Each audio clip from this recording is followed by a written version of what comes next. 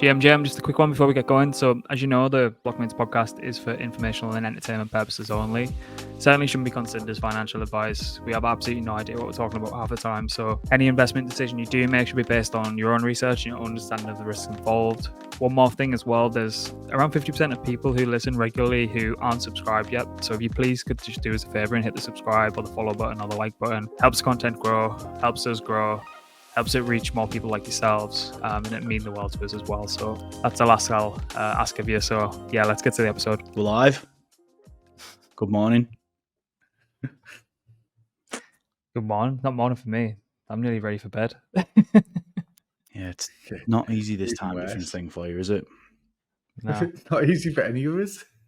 No, it's not, to be fair. 8 hours is, well, it's literally a full workday apart now, isn't it?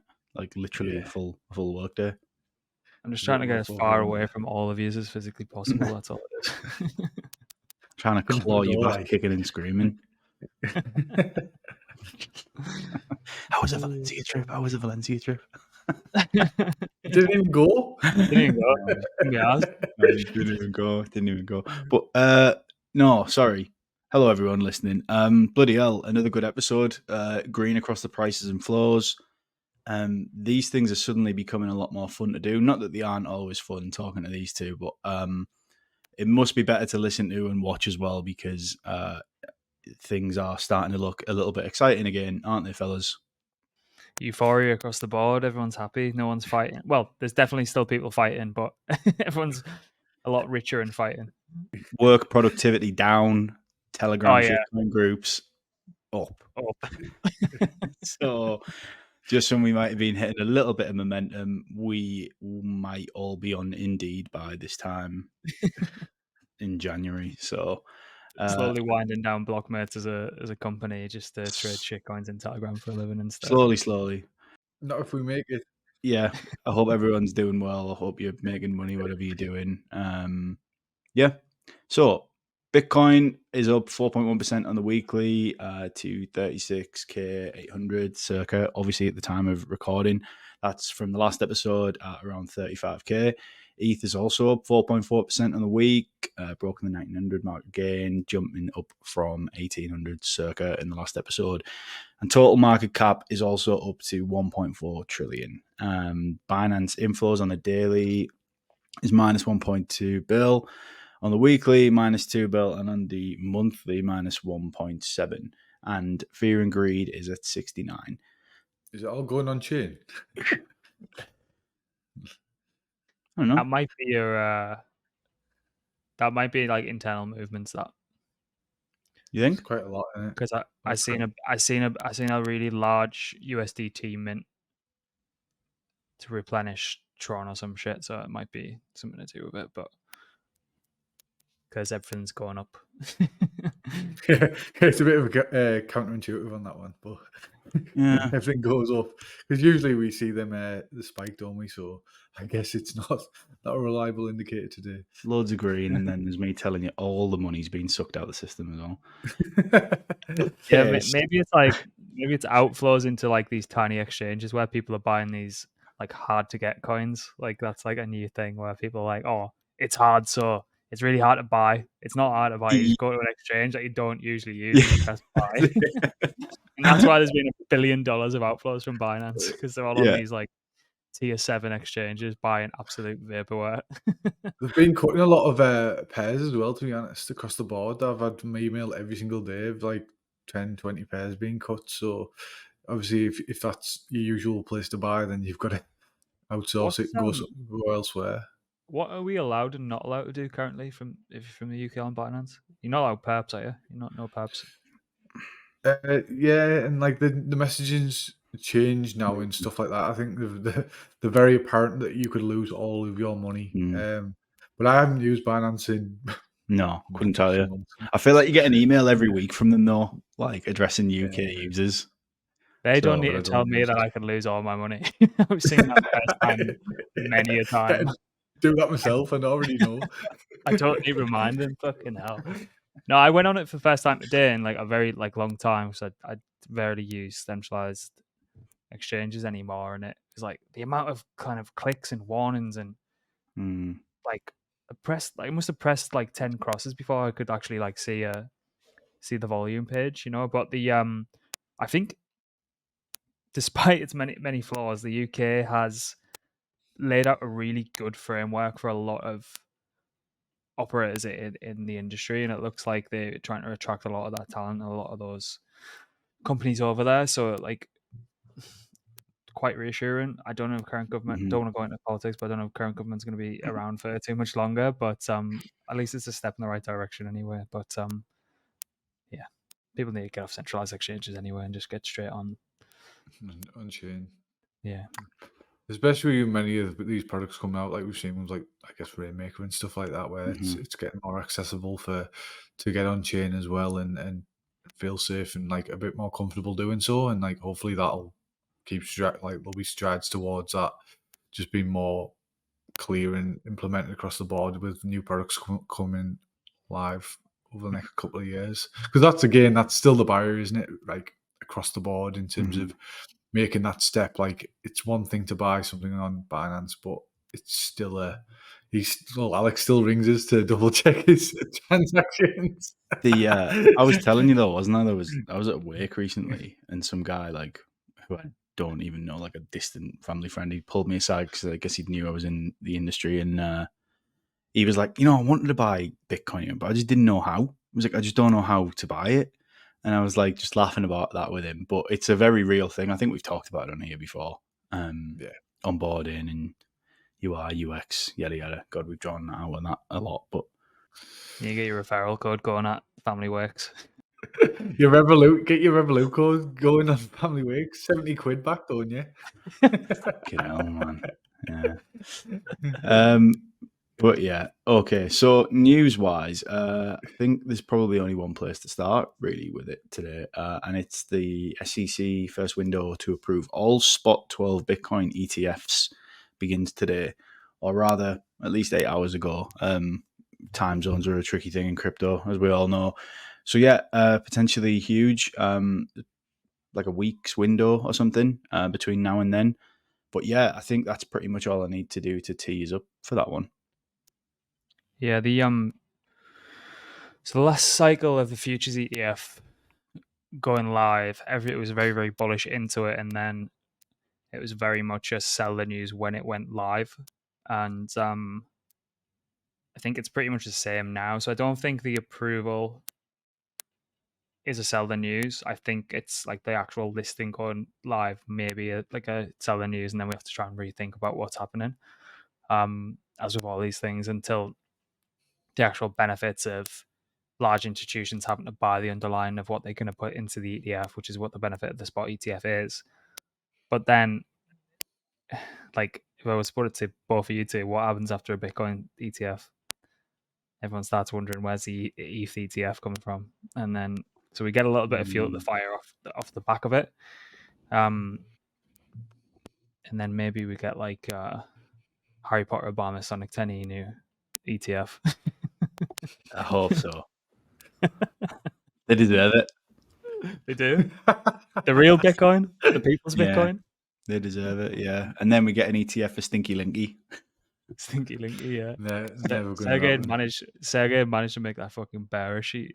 He just keeps selling links so he can buy more kind of plaid shirts. Yeah, when do they run out? They don't. They'll just print more.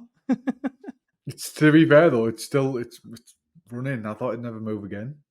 They've fucking hammered that as well, haven't they? Yeah, they've absolutely fucking hammered it. But fair play, like if you can get the work.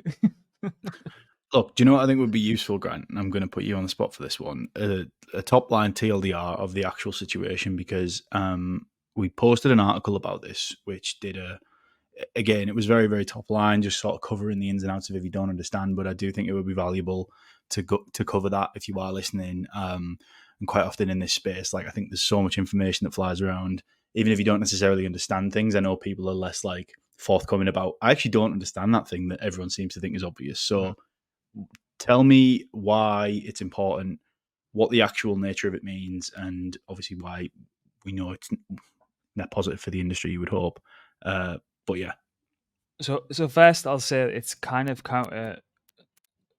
counterintuitive that people are wanting this to happen, because of its very nature, Bitcoin is probably the most libertarian invention in history. But everyone's wanting institutions to come in and buy their bag, so it's like the biggest contradiction like on the planet. But that aside, the futures ETF didn't necessarily require whoever was creating the ETF to actually go and buy the underlying asset that was actually trading. With a spot ETF, they're going to have to actually sell, and that means that if you're trading like an absolute, I don't know, a large chunk of a Bitcoin spot ETF from any of these 12 products that's coming on the market, and there will be a lot more.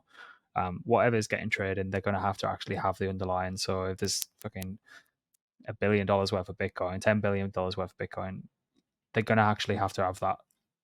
And the way that it's, what's really interesting about it is, previously you think, oh well, it's a way for kind of investors to gain exposure to Bitcoin that are a little bit kind of stuck in their boomer ways and stuff like that. And it's like, no, that's not necessarily the angle. It's all the kind of family funds, it's all your pensions or your 401ks if you're from the US. It's like all those that might take, I don't know, a 0.1% size in a high risk diversified portfolio that just trickles in over time, that are just go into BlackRock, or they go into Grayscale, or they go into like any number of these providers. So like on a monumental scale, where you might have, I don't know, like think about your pension or your 401k, there might be like a specific portion allocated to the Nasdaq or S&P, then they might just begin to be an institutional way to gain exposure to Bitcoin, and people will be asking these people to provide that exposure for them. That's why they're offering the product, because they know there's demand for it, and then this opens the door up for those big boys to go in and just say, we've got fucking 500 billion, a trillion, we've got all the fucking teachers pension fund, and we're going to put X amount into it, and that's the way they'll gain exposure to that. So that's why it's so important. And what's a kind of beta play on this is, well, there's two really important kind of beta plays here. Coin, because they're going to primarily be the custody provider for the Bitcoin that has to get bought for the Bitcoin spot ETF. So Coin are going to have a lot of institutional revenue generated from this. And sidestep, completely unrelated, but Circle, of who the USDC provider, are also teased that they're actually going to go public in 2024. Coinbase is a huge investor in Circle, if not kind of one of the same. So I messaged family and friends this morning and just said, you might want to have a look at Coin if you dabble in the stock market. Not financial advice or anything, but they've set themselves up to have a very, very good 2024, I think. Yeah, which backs up quite literally what we were just joking about the conversation that I had at the wake, which is one of X's main things for me, is he actually went to his pension fund and he was like, how can I allocate some high risk money to crypto? And they flat out were like, nope. Well, you know what it was? A lot of it was, let's do the picks and shovels. Let's go and gain exposure to miners. And you could do that because there were Bitcoin mining companies, and you could definitely do that. But mining's not a great business to be in my opinion. Like, ask anyone who's like, people who stick around in that industry are kind of psychotic, in my opinion. Like, the cost of the actual rigs, trying to outcompete people who were working all in that space, the cost of electricity going up constantly, it's a complete fucking absolute nightmare. So people were like using that as a buy proxy to invest in, but now, just aside from just buying the fucking thing yourself, but then you have to go through who's holding it. Are you holding it? Do you want someone else to hold it? If it's going to get bought through institutional ETF, BlackRock have already said that they want Coinbase to be the custodian of it. So yeah, kudos Coinbase. I fucking love what they're doing. I think Brian's like such a great CEO. Just like amazing to watch, like such a good company kind of flourish, I think. So, and they got a lot of shit in the last bull market because they didn't capitalize on it the way they should. And I think next time around they're going to be an absolute monster. Yeah, I don't need to say any much more than that. I don't know whether you do either, Mike, but I'm a big fan of what Coinbase do too. It's like everything's above line. They have an answer for everything. It's like cornering these people who I'll get onto next, like Gensler, where there's no real way to kind of get out of it now. These people are sort of here to stay. But yeah, it's just the clarity side, isn't it? There's no smoke and mirrors. It's just everything is complete clarity, which is what the drivers we need in the space. And because there is plenty of smoke and mirrors out there, and Yeah. like I don't think say like Binance isn't the answer, is it? For instance, with Mm. all the goings on there, whether shady or not. But stuff like Coinbase, where they are just spearheading everything, like Brian pipes up any sort of, I guess, doubt that we have in the market from the SEC. There is always like an answer where Yeah. it's where they've crossed the I's and dotted the T's. You know, he's doing it for the right reason. Like he like any injustice, and he's just like, no, that's like that can't just go overlooked, because they will just bully their way around if you let them. And they've done it with Kraken. Kraken had to pay their little protection money, and they shouldn't have bent over like that. That's what Yeah. it is. It's like it's Yeah. fucking, and they'll just keep doing it again unless someone stands up to them. But there's only probably 5 people on the planet who can stand up to them. CZ's definitely not going to do it because he's probably not ever going to the US ever again. So Big Baldy Brian's going to have to do it. Yeah, it's the equivalent of the SEC keep kicking the door down, saying we've got a search warrant, and Brian's just like, sound like Go for it, mate. crack on. But speaking of Gary, he's talking about rebooting FTX. I don't know why I'm on first name terms with Gary Gensler, but he is. Is this going to happen? Yeah, he looks like my dad actually, but I don't even know my dad's WhatsApp number. To be fair, but Mike's Jesus, no, no, fucking hell, man. But yeah, no. Gary Gensler thinks FTX can get going again. What do we think? I'm just going to roll the ball there. Like no chance, really. Is it like I guess why on earth would you trust that platform? And if you do, you are again what you were saying in terms of these miners, psychotic. Like I think if you've got money stuck in there, whatever the proceedings are, and that you manage to get anything on the dollar there, then Jesus Christ, it'd be a cut and run for me. I don't know why you go back, no matter who was in charge. I just think there's again, we've just said Coinbase or any other number of options out there that haven't been indicted and haven't been criminally indicted at this point in time. So you could choose any of them options over there, or just staying on chain. I think people saw it as a safe haven, didn't they? And that's where they part the money with the FTX thing, and it was so dressed up that your money was safe on there that's why people chose it. But then that has completely been blown out the water with everything that's gone on. So in terms of rebooting it, you could rebrand it, you could do something and try and play smoke and mirrors on that side. A bit like them idiots over there 3AC in terms of the OPNX, but how much volume when are they going to doing? call it when they're going to call it GTX, because G comes after F. I'm sure their pitch deck says GTX on it. Yeah. Jesus Christ. Like, you are right though, but it's what do I always say? Everything is marketing, and it's sad, isn't it? That like it's sad that yeah, I'm not going to keep going. It is, but like that OPNX, like they raised what millions and millions of God knows who, some other lunatics, and when they're doing like 500 quid in volume and stuff like that, it was just like, hopefully the market becomes wiser to it, but I don't know. Fucking hell, I wouldn't hold your breath. Jesus Christ. I know. So the FTX claims, like 6 days ago, after the whole SBF thing, FTX claims are now trading at a maximum price at like 57%. So basically 57 cents on the dollar for like what was left in there. So when people were selling, like during the collapse, there was Telegram groups opened with certain individuals, which will not be named here, that were buying accounts because they had an off ramp in the Bahamas that they could actually get the funds out, and they were selling them for 10 and 15 cents on the dollar.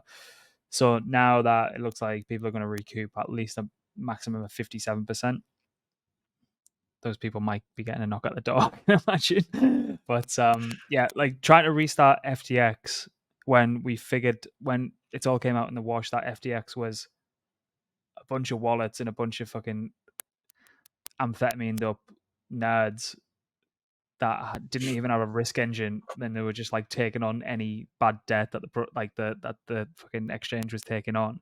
And I think all the institutional money was only trading there because they got to trade against Alameda, and they knew like their counterparty was fucking stupid. So yeah, like starting it up, like how would you even start it up? It doesn't even work. Like the stuff that they were saying worked, and the reason that their risk engine was so brilliant and was like really gentle on liquidations, that's because they were using people's funds to backstop like bad debt within like these specific trades. Like when Alameda taking where the counterparty to a majority of trades. Like when Luna fucking exploded, that was primarily one of the reasons, because Alameda got stuck with the bag because they were liquidating, like they were pretending to have this like amazing liquidation engine. So starting it up, what have you got? You've got accounts and you've got balances. You haven't necessarily got a full-on risk engine, which you need for, particularly for perps, but you don't really have a product there. You've got a shell, and a kind of great marketing machine, which was Sam duping absolutely everyone. So like, what's the startup? There isn't any. It's like a car with no engine. It makes absolutely no sense why that would ever be a thing to restart that. It'd be a total different company. There'd be no liquidity, would there? There'd be no liquidity. There'd be no, like, what you can do, use that 57% of people's funds as liquidity. And who's going to provide? Who's going to make markets? Who's going to make markets there? Because like it's a very funny thing if you see like a pair trading where there's no one making the markets for it, nothing happens. Like it just doesn't happen. So I don't know. I think he's talking a load of shit, and I think he's backtracking because I think there's very close ties to what he was trying to do with SBF without going like too tinfoil hat-ish. I think personally they were just trying to have someone similar to how they've done with even fucking countries, having someone in there that they know they can have like a little bit of power and control over, particularly with an emerging industry that they wanted to stamp the fucking foot on their throat. And I think that's what it was, and then it blew up in their face before they could actually execute on it. So yeah, I'd be very, very careful what that slimy dude says. That slimy dude. He is? Yeah, just stay on chain. Yeah. Get your funds off, go back on chain, and then stay there. It should just be glorified bridges now. Like you don't. There's no reason to be on there. It should be just like a glorified on and off ramp for people. And as soon as there's like a more decentralized way to on and off ramp without having to meet big scary dude in an alley, then they can quickly be removed from the industry. But I still find it mind blowing that people were leaving money on centralized exchanges, but with I don't know. Yeah, I know, but like I think that's it. Goes back to education, doesn't it? Like you don't know what you don't know, and then in marketing, like if it's portrayed as this safe haven, like Sam Watts, people are complacent, and then and again, from an entry point or a retail point where people just want to buy some ETH or Bitcoin, it was the quickest and easiest entry point other than on chain. So we only know because it's happened to us and we've been told and like not your keys, not your coins from a being inside the industry level. But if you're like a passive investor that just wants to like buy here and now, you don't necessarily know that because there's nowhere really. I know it's in the terms and conditions on Binance that it's it's like a custodial wallet. But who the fuck's reading that? Yeah. Yeah, and it's the infamous Larry David Super Bowl ad, isn't it? Which is insane to watch now. But say, for example, you've got Dave in Wisconsin who's got 20 grand that he wants to buy into Bitcoin, and he's had about 10 cans of Pabst Blue Ribbon, and he thinks Larry David said it's sound, so it must be sound. The beauty of that advert is the whole advert was him. The beauty of that whole advert, particularly for Larry David, is he's saying it's like a load of shit all the way through the advert, which is kind of genius on his part because he's just protected I know he's still like getting paid to be on there, but it was like he was like, nah. I wonder how much he had to do with writing the script though, and like which creative director at FTX or whichever agency they had on a retainer was. I don't know how much Larry David. I don't think they had much. I think he probably would have been all over it. Like he's quite hands-on with a lot of stuff he did. There's no way SBF had any creative influence on the FTX above the line campaigns. Like Jesus Christ! But not to turn this into a FTX ad podcast. Moving swiftly on. So I know we were keen to talk about this one. Arbitrum has obviously been the word on a lot of people's lips recently, and this headline in particular: Arbitrum DAO consultants to get 1.3 million salaries under new proposal. And the bit that I particularly like is the quotation, which is "That's more than I pay for Harvard lawyers." I don't want to wind you up too much, Grant. I know you want to talk about this. We'll obviously get into the entirety of it. Do you want to comment on that first before I give some more information, or do you just want to take it from here? Yeah, you can edit it out if I get a little bit too direct, but Okay. no, like there's a lot of this fuckery that goes on, particularly with governance forums, and sometimes it's very much justified with if a media organization or if an operations team or if a risk team or marketing team, advertising, whatever the fuck it is, whatever the service people are providing, that should technically, if you're a DAO, it should be going through governance, and that's completely fine. I think there's a bit of taboo in the industry that people get paid for some of the work they do, and I think that's fucking nonsense. If I'm completely honest, people should get paid for the work they do. Like, and if that was open, it'd stop all these kind of complete undisclosed shills that go around in the industry where people are quite blatantly just taking money to put a fucking tweet out of a chart. And if it was a little bit more open and like transparent around that stuff, this shit wouldn't necessarily go on. I don't think, not to the extent it does. But then the flip side of that is people absolutely take the piss when they put up proposals for services within governance votes. And this one is like one of the worst I've seen categorically. So they've called it like the Arbitrum DAO coalition, which sounds a bit draconian in and of itself. So that's between Blockworks, Gauntlet, who are kind of like a rich risk management service provider in the industry, and Trail of Bits.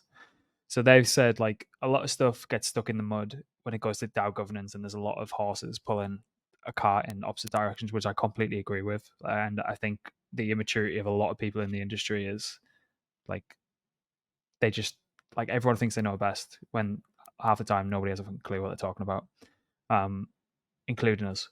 Like, and I'm not going to stand there and say we know like how to fix everything, but these like this proposal is like nothing gets done.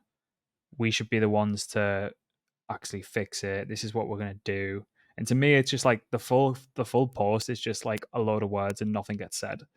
And the 1.3 million in ARB, it's like for the work that goes into it, which is a bit vague anyway. It's just like they've seen a game here to be played, and they're going to play it. And I think not just me and not just some of the team here have kind of called it out, but there's a lot of people across the industry that are looking at this and being just thinking like, what the fuck are these idiots playing at? It's just you can't come across that you want to like kind of benefit the industry and like be this like upstanding citizen for the industry, and then just like put your hand out and go also gives £1 million for 16 hours analyst work a week. It's like, yeah, what they're getting paid. Well, it breaks it down. $545 an hour. Yeah, the fucking FTX creditors are getting paid less. I'll take that though. Yeah, I mean it's not. Yeah, it's Mike, we should pimp you out. You'd get more shit done than this coalition. We'll just pimp you out. We'll charge you at like $1,000 an hour. We'll undercut them. We'll take 99% of it, and we'll give you like a tenner. So to get covered. To answer your question there, Mike, the nitty gritty, what this is kind of quoting is an hourly salary of $375 for an analyst and $545 an hour for a quantitative researcher. Yeah, it's just ridiculous, isn't it? And I just think in terms of we've seen inflated prices across the board in terms of what people charge for, I guess, their services, and this one sort of takes the biscuit in terms of how extreme it can get, and it's just not realistic. Like, Jesus Christ, for that £1 million, you could do so much more. So much more. A certain protocol that we're very close to, I'll just put it that way. And like they told me the cost of what they were going to charge them for their kind of risk management, and I was like, oh my fucking god, that is absolutely ludicrous. Like you say it all the time, Al, because you still like cling on to what goes on in the real world. Me and Mike, we're long gone. We're like past, like it's not going past for us. So you've still got like some tether to, like you've still got your little totem that like you never know it's gonna like stand up or like fucking fall on its face off Inception. But and you kind of have to draw us back sometimes. But like this industry is, one, it's finance and it's overblown, and two, there's just like stupid money gets thrown around. And I do like, some people deserve to get paid what they get, and sometimes from the outside looking in, particularly if you just came into this space, it might seem like over exaggerated, but the full industry is just like hyperbolic, isn't it? So it's like it's all relative, but then there's like some that just like take the piss and see how far they can get away with. Yeah, I mean, I like that quote from like one of the government's forum users. He said, "Can the organisations involved demonstrate that their time's worth 650 to 1,500 an hour?" Like, those are the requested amounts. That seems exorbitant. That's the word he used. Yeah. You know when we said before we were going to create like accounts, like bull posting accounts, or and like do like a long featured journalism piece.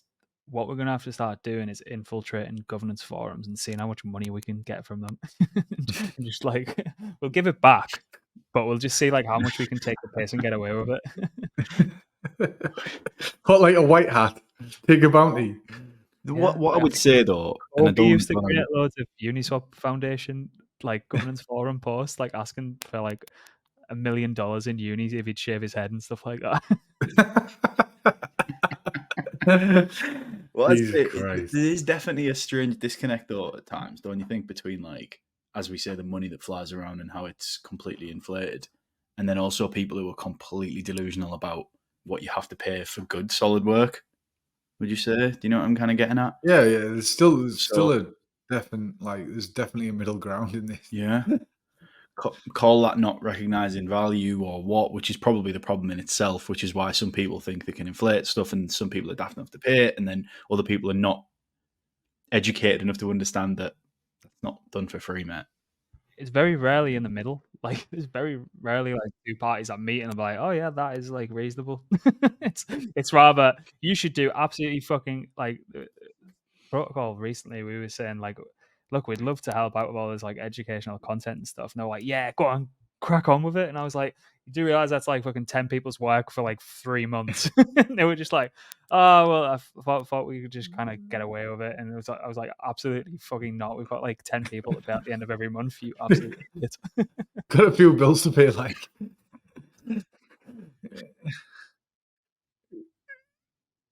Yeah, Jesus Christ. Right, okay, John landed that one. Shrapnel and went through a game in which I feel like we're talking about a shitload at the minute. And there's been a lot of it over on Still Early as well. If you're not already following that over there, the content's really, really good. But yeah, Shrapnel have launched a token. Haven't checked any of it yet, so I can't bring you any of that information. I don't know whether either of you two have. But yeah, what? Down only. Fair enough. Not that's right. At the moment. But regardless, it's good. It is good. Shrapnel's fucking sick, man. We're gonna see so much. Like we've got like the beginnings of a bull market, touch wood, popping off, and then like all these games are getting released. So like productivity is just gonna like fall through the face of the earth because this actually looks sick. Well, the other headline you had there is that Illuvium, which looks like another AAA game in terms of getting released on the Epic Game Store, which is, I think they're also over on AVEX, aren't they? So, like, you have got a hell of a lot of groundwork being done at the moment, and then the big one is, Immutable, I guess. Yeah, there was some. Did Hickson put in the Blockmates buffet for anyone who hasn't signed up in Telegram? It's completely free. It's just a daily bulletin on like absolutely everything you need to know. If it's not in there, you don't need to know it effectively. And we'll leave it in the description below. But I think he said there was Illuvium pumped like 90%, and then there was like a shit ton of the token got sent to Binance. So it's just a bit like, yeah, there was millions. It seems to be still moving. Like it still seems to be like let's have a look. It's up 10% again today, up at $84. I don't know what the market cap of that is.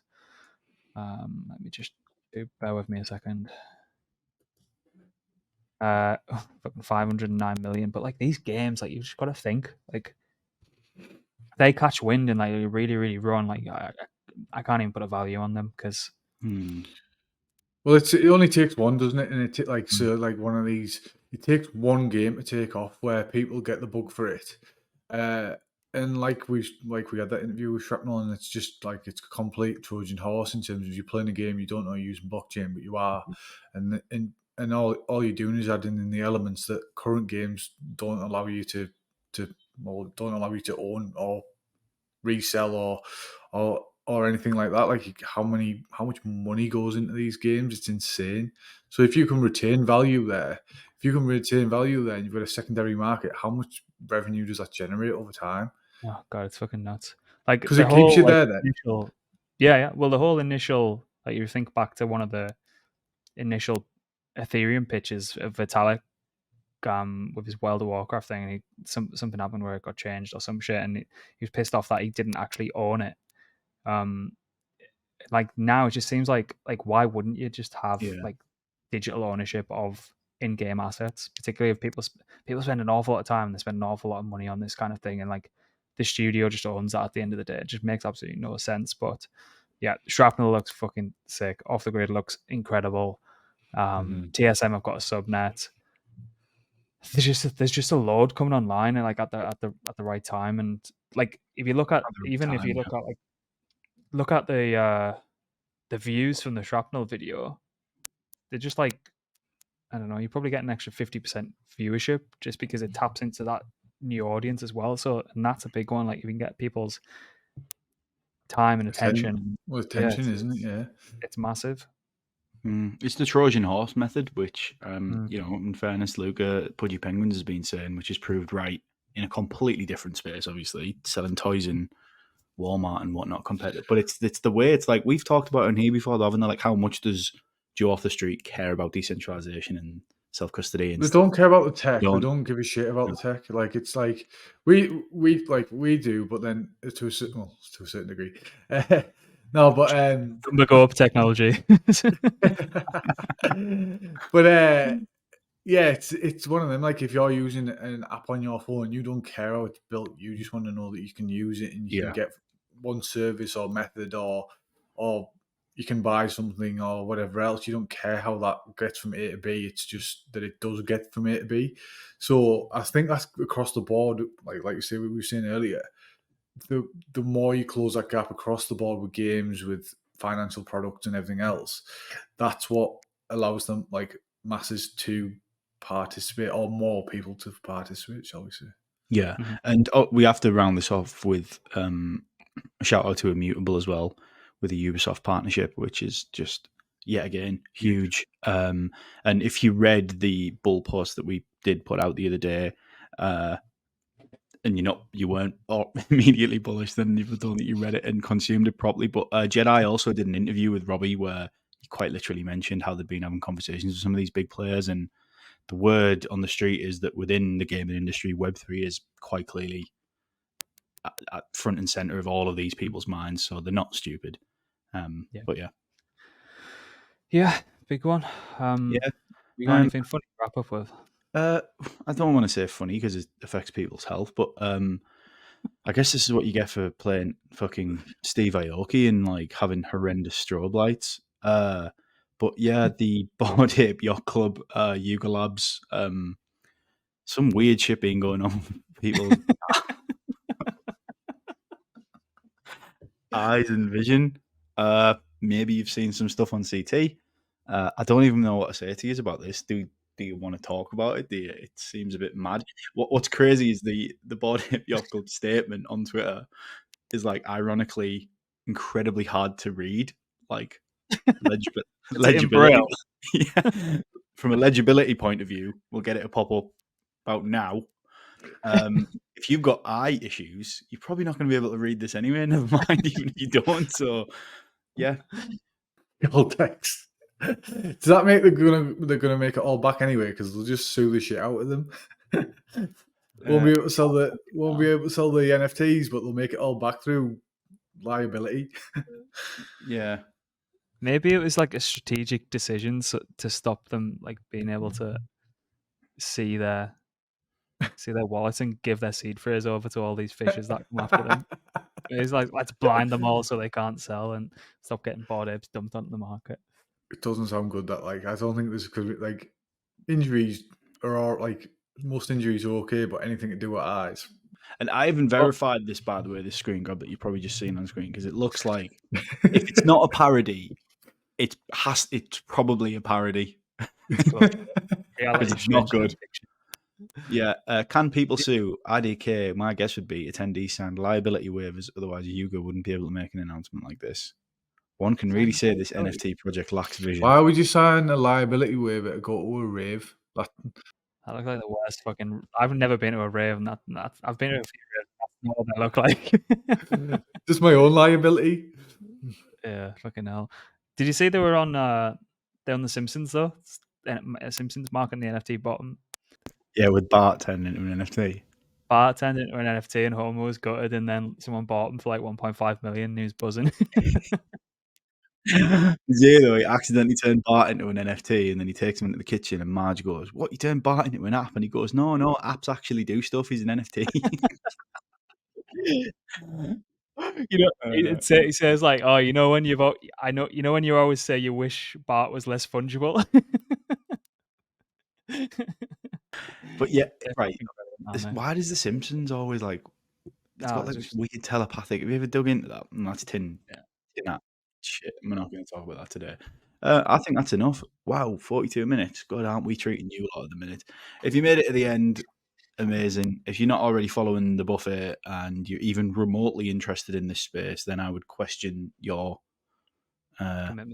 commitment. Yeah, because it's literally perfect. We've employed the biggest online sleuth I've ever met in my entire life to basically deliver everything that you could have possibly missed in a Telegram channel. It's great. The newsletter, subscribe to the newsletter. If you haven't already, it's very, very easy to find.